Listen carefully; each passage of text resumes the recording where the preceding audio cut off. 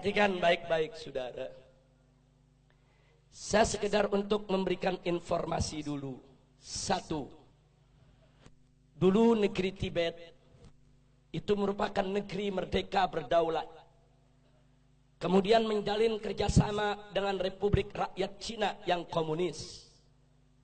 Setelah ada perjanjian kerjasama, Cina mengirim ribuan tenaga kerja ke Tibet, saudara. Membangun kota, membangun jalan, membangun kantor-kantor pemerintah, saudara. Kemudian setelah pembangunan selesai, ternyata ratusan ribu para pekerja tersebut angkat senjata melakukan pemberontakan di Tibet. Kok bisa? Ternyata para pekerja tersebut adalah tentara, saudara. Tentara yang memang dididik, saudara, untuk bekerja. Kemudian setelah itu Tibet jatuh, dikuasai oleh negara Cina. Dan pimpinan tertinggi agama yang ada di Tibet, yaitu Dalai Lama, ditangkap dan diusir ke luar negeri sampai hari ini, saudara. Hati-hati, masuknya tenaga kerja Cina ke Indonesia yang jumlahnya saat ini ratusan ribu orang harus diwaspadai. Karena kita sudah lihat bagaimana tegapnya badan mereka, bagaimana perawakan-perawakan mereka. Lebih tepat mirip tentara ketimbang pekerja kasar atau buruh, saudara.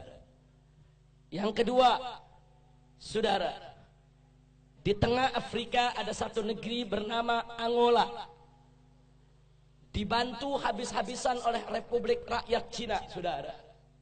Setelah diikat dengan utang yang begitu besar, kemudian Cina mulai mengatur Angola. Anda tahu minggu ini apa yang terjadi?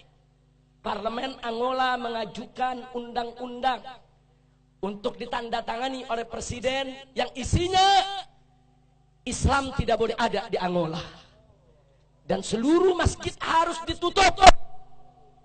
Alasannya karena berlawanan dan bertentangan dengan adat istiadat Angola, saudara. Ya, hari ini Islam dilarang di Angola, saudara.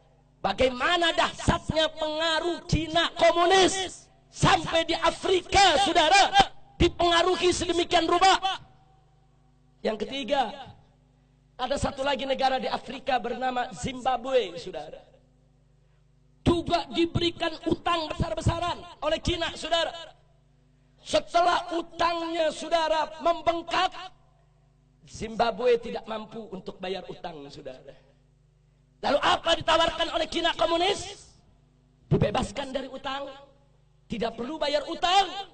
Tapi mulai saat itu Zimbabwe harus meninggalkan mata uangnya dan belanja sehari-hari dengan mata uang Cina, yaitu yuan, saudara.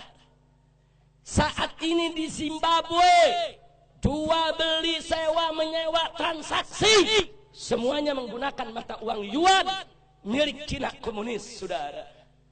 Kembali ke Indonesia, saudara. Saat ini kita dapat pinjaman utang ribuan triliun dari Cina, saudara.